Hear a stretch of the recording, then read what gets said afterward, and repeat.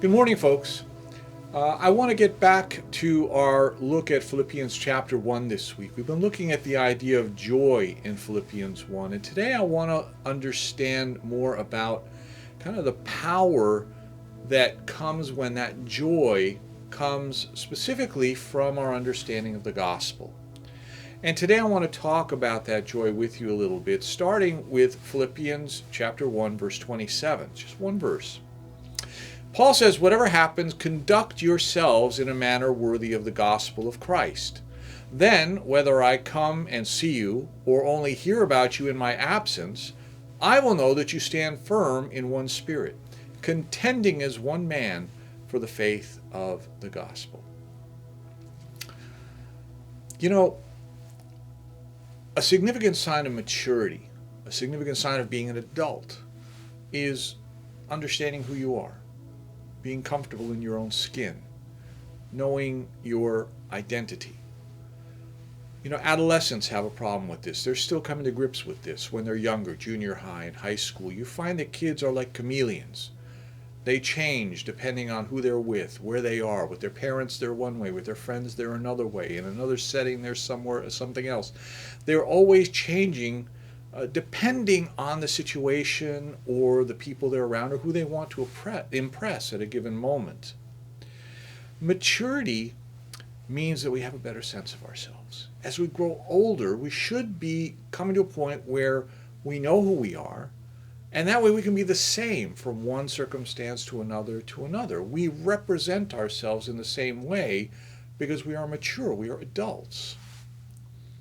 Unfortunately, however, in many ways, that's not the case. In many ways, we still act very much like those immature high schoolers. We're just a little more subtle about how we deal with it. We're so good at it that sometimes we even fool ourselves.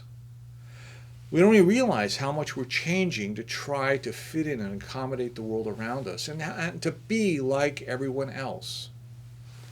You know, Philippi, just to give you a little background, Philippi was a Roman colony. And what happened was Rome took over that area. They won a war and they took over that area. And after the war, they resettled a bunch of their soldiers there, the veterans who had retired. They resettled them in that area.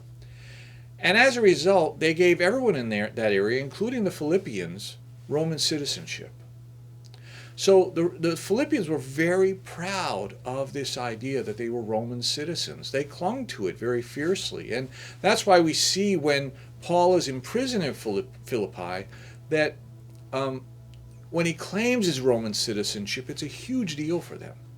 It's a big thing, and that's why he's able to get released from prison. Well, the language that Paul is using here in this particular verse brings us back to that whole concept, because what he's saying literally means live as citizens. Claim your citizenship. The modifier, the adverb that he uses is worthily. Live as citizens worthily, and then the object is for the gospel of Jesus Christ. You see, he's powerfully hitting them where they live. He says, you know how to live as proud, loyal citizens of Rome. That's great. You've been good at that for a long time. You claim your Roman citizenship with pride, and you hold on to it, and that's your identity. But he says, now be sure that you're living lives as proud, loyal citizens of the gospel of Christ. Make sure that has become your identity. And the kicker is in the words, whatever happens. At the beginning, there's this qualifier that says it's not just sometimes, it's always, no exceptions, every circumstance, whatever happens, you're always a Roman citizen, but now you are always a citizen of the kingdom of God. So when our joy is in the gospel, we know who we are. We have a maturity that defines us. We know where our citizenship lies. We don't change like chameleons to fit in. We conduct ourselves as God's people. We know that we are part of God's community, no matter what happens, no matter who we're with, no matter what pressures are brought to bear, no matter what temptations are before us. Now, Paul is not saying that they're not Roman citizens anymore. He's saying, fine, be a Roman citizen. But as believers, now we are defined first and foremost by our citizenship in heaven, not by any other citizenship. So let me ask you something. Is there joy for you in being a citizen of the kingdom of God? Is that the joy that defines your life?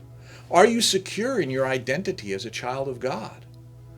Are you mature and confident enough to live out that identity whatever happens, in every circumstance? Or are you still a chameleon, just kind of looking around, changing from circumstance to circumstance?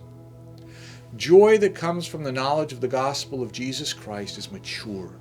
It is self-aware. It does not change with the world. It changes the world with its conviction.